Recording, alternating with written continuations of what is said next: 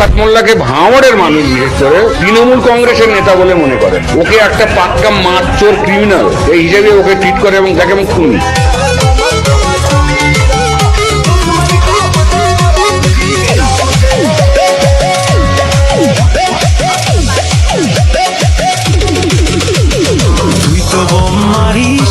আর bomb বাঁধিস তোলাবাজির টাকা নিয়ে মধুর হাঁড়ি চেটে ভোটে হেরে ধর্ণা দেবে কালীঘাটের গেটে।